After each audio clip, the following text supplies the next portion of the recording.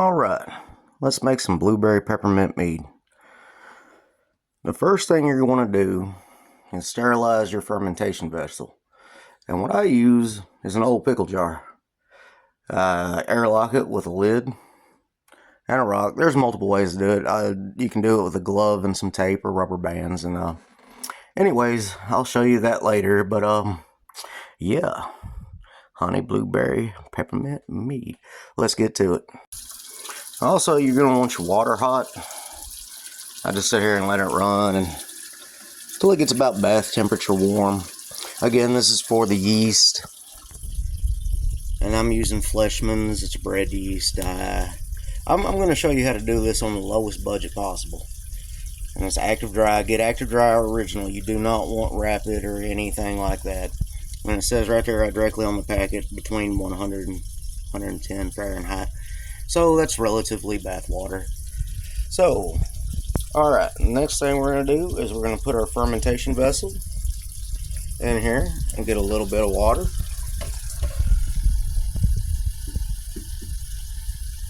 We don't want to fill it up just yet. We want to actually have enough to pour in the honey to emulsify it.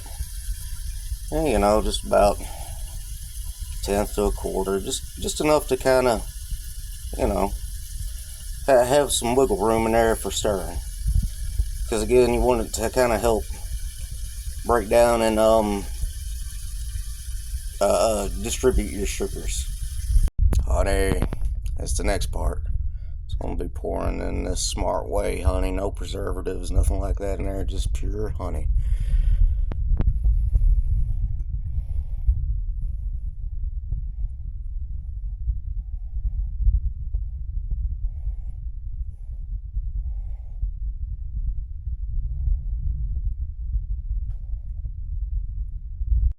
Alright, next we're going to give it a good stir.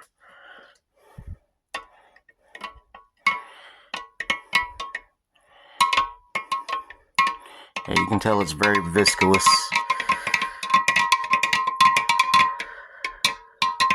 I'll spare your ears and cut this a little bit short. Next up, the blueberries. Just grab about a handful or two. Oops.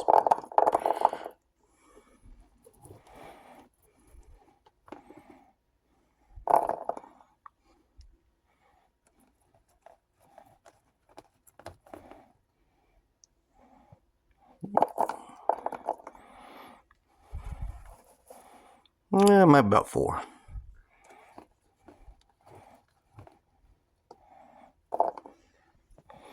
Alright, next, you want to mash them a little bit. I don't like to mash it all the way down. I just like to kind of get in there and break the skin. It to me it imparts a little bit of a bolder flavor, and it's just the way I like to do it. But you can do however. You can go for a hard mash.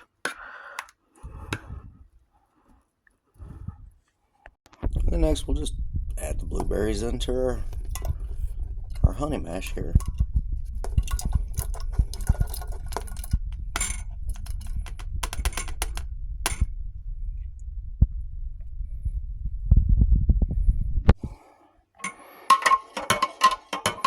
Give it a little bit of a whisk.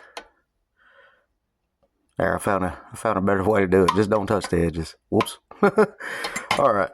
And then we're just gonna get our water good and hot again. And as you can see, I just left that part out. Just fill your jar up, leave a little bit of headroom. For this right here, they won't foam up too much. But yeah, now we're gonna pitch our yeast. Again, Fleshman's Original. Just pour that off in there.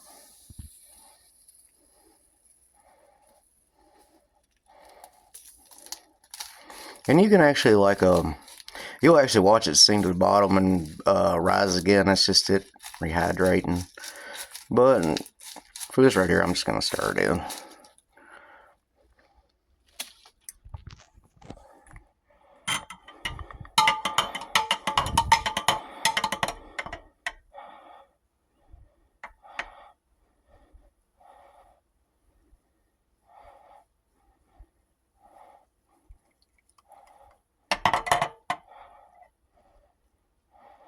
You can rinse that off there into the wash a little bit here in a second.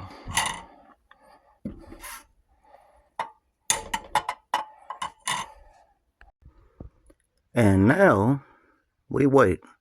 Also, you might want to put down a towel just in case. I mean, this should be alright. I'm not using a gooseneck bottle, so usually there won't be much head foam. But I will be back later to show you the actual fermentation process. And generally this takes about 2 to 4 weeks. Or 2 to 3 weeks. We'll check back in on it.